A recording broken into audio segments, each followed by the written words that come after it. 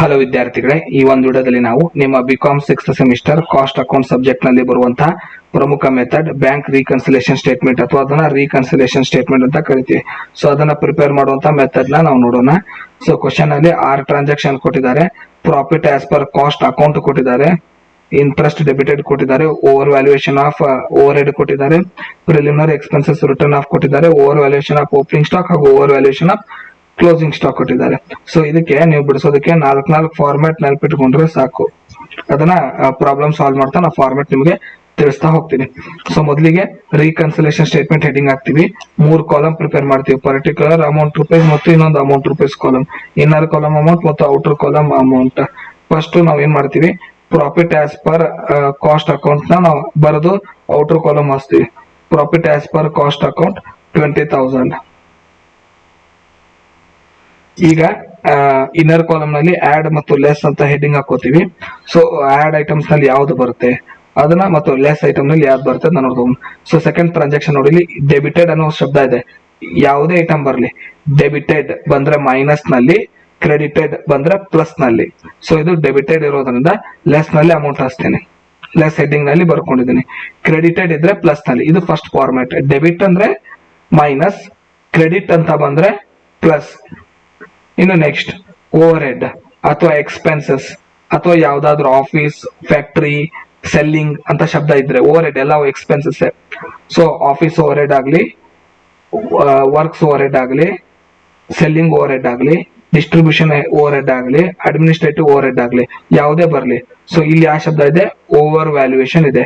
So over valuation ಇದ್ರೆ plus, under valuation ಇದ್ರೆ minus. ಎರಡನೇ ಫಾರ್ಮ್ಯಾಟ್ ಓವರ್ ಹೆಡ್. ಸೊ ಅದು ಓವರ್ ಅಂತ ಶಬ್ದ ಇದ್ರೆ ಪ್ಲಸ್, ಅಂಡರ್ ಅಂತ ಇದ್ರೆ ಮೈನಸ್. ನೆಕ್ಸ್ಟ್ ನೋಡೋಣ, ಪ್ರಿಲಿಮಿನರಿ ಎಕ್ಸ್ಪೆನ್ಸಸ್ 1300 ಇದೆ. ಸೊ ಇದನ್ನ ಲಾಸ್ಟ್ ಗೆ ಹೇಳ್ತಾನೆ ಫಾರ್ಮ್ಯಾಟ್ 1300 ನ. ಇನ್ನು ಓಪನಿಂಗ್ ಸ್ಟಾಕ್ ಓವರ್ ವ್ಯಾಲ್ಯೂಯೇಷನ್ ಇದೆ 1500. ಸೊ ಓವರ್ ವ್ಯಾಲ್ಯೂಯೇಷನ್ ಬಂದ್ರೆ ಪ್ಲಸ್, ಅಂಡರ್ ವ್ಯಾಲ್ಯೂಯೇಷನ್ ಬಂದ್ರೆ opening stock minus. Closing stock opposite ಇರುತ್ತೆ 3000. ಓವರ್ ವ್ಯಾಲ್ಯೂಯೇಷನ್ ಬಂದ್ರೆ ಮೈನಸ್, ಅಂಡರ್ ವ್ಯಾಲ್ಯೂಯೇಷನ್ ಬಂದ್ರೆ ಪ್ಲಸ್ ಮಾಡಬೇಕು. ಈಗ ನೀವು ನೆನ್ಪಿಟ್ಕೋಬೇಕಾಗಿರೋ ಫಾರ್ಮ್ಯಾಟ್, ಡೆಬಿಟ್ ಬಂದ್ರೆ ಮೈನಸ್, ಕ್ರೆಡಿಟ್ ಅಂದ್ರೆ ಪ್ಲಸ್. ಓವರ್ ಹೆಡ್ ನಲ್ಲಿ ಓವರ್ ವ್ಯಾಲ್ಯೂಯೇಷನ್ ಬಂದ್ರೆ ಪ್ಲಸ್, ಅಂಡರ್ ವ್ಯಾಲ್ಯೂಯೇಷನ್ ಬಂದ್ರೆ minus.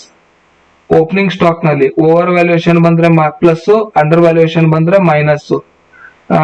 Closing stock over valuation ಬಂದ್ರೆ ಮೈನಸ್, ಅಂಡರ್ ವ್ಯಾಲ್ಯೂಯೇಷನ್ ಬಂದ್ರೆ ಪ್ಲಸ್. ಇವನ್ ಬಿಟ್ಟು ಬೇರೆ ಏನಾದ್ರು ಬಂದ್ರೆ, ಫಾರ್ ಎಕ್ಸಾಂಪಲ್ ಈಗ ಇದರಲ್ಲಿ ಪ್ರಿಲಿಮಿನರಿ ಎಕ್ಸ್ಪೆನ್ಸಸ್ ರಿಟರ್ನ್ ಆಫ್ ಅಂತ ಬಂದಿದೆ, ಗುಡ್ ವಿಲ್ ಅಂತ ಬಂದಿರುತ್ತೆ, ಪ್ರಾವಿಷನ್ ಫಾರ್ ಡೌಟ್ಫುಲ್ ಡೆಟ್ಸ್ ಅಂತ ಬಂದಿರುತ್ತೆ. ಸೊ ಯಾವುದೇ ಎಕ್ಸ್ಪೆನ್ಸಸ್ ಬರ್ಲಿ, ಪ್ರಾವಿಷನ್ ಫಾರ್ ಟ್ಯಾಕ್ಸ್ ಅಂತ ಬರುತ್ತೆ, ಅದಕ್ಕೆ ಯಾವುದೇ ಶಬ್ದ ಇರಲ್ಲ. ನಮ್ಮ ಫಾರ್ಮ್ಯಾಟಿನ ಶಬ್ದಗಳು ಯಾವುದು, ಡೆಬಿಟೆಡ್ ಮತ್ತು ಕ್ರೆಡಿಟೆಡ್.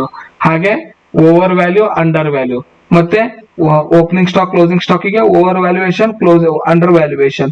ಈ ಶಬ್ದಗಳು ಬಿಟ್ಟು ಬೇರೆ ವರ್ಡ್ ಬಂದಿಲ್ಲ, ಯಾವ ಶಬ್ದ ಬಂದಿಲ್ಲ ಅಂದ್ರೆ ಆ ವಾಕ್ಯದಲ್ಲಿ ಅದರ ಅರ್ಥ ಅದು ಅದರ್ ಎಕ್ಸ್ಪೆನ್ಸಸ್. ಎಲ್ಲ ಅದರ್ ಎಕ್ಸ್ಪೆನ್ಸಸ್ ನ ನಾವು ಮೈನಸ್ ನಲ್ಲಿ ತಗೋತೀವಿ, ಲೆಸ್ ನಲ್ಲಿ ತಗೋತೀವಿ. ಪ್ರಿಲಿಮಿನರಿ ಎಕ್ಸ್ಪೆನ್ಸಸ್ ರಿಟರ್ನ್ ಆಫ್ ಅಂತ ತಗೊಂಡಿದ್ದೀನಿ. ಈಗ ಟೋಟಲ್ ಮಾಡ್ಕೋಬೇಕು.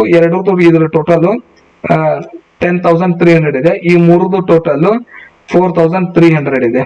ಸಾರಿ 5,300 ಇದೆ. ಸೊ 20,000 ಗೆ ಇದನ್ನ ಆಡ್ ಮಾಡ್ಕೋಬೇಕು. ಇದನ್ನ ಲೆಸ್ ಮಾಡಿ ಬ್ಯಾಲೆನ್ಸ್ ಬರೀಬೇಕು.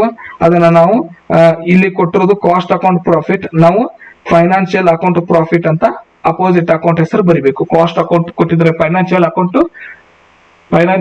ಕೊಟ್ಟಿದ್ರೆ ಕಾಸ್ಟ್ ಅಕೌಂಟ್. ನೀವು ಕೊಡೋದು ಕಾಸ್ಟ್ ಅಕೌಂಟೇ ಇರುತ್ತೆ ಪ್ರಾಬ್ಲಮ್. ಧನ್ಯವಾದಗಳು. ಮುಂದಿನ ವಿಡಿಯೋದಲ್ಲಿ ಮತ್ತೊಂದು ಮೆಥಡ್ ನೊಂದಿಗೆ ಸಿಗೋಣ.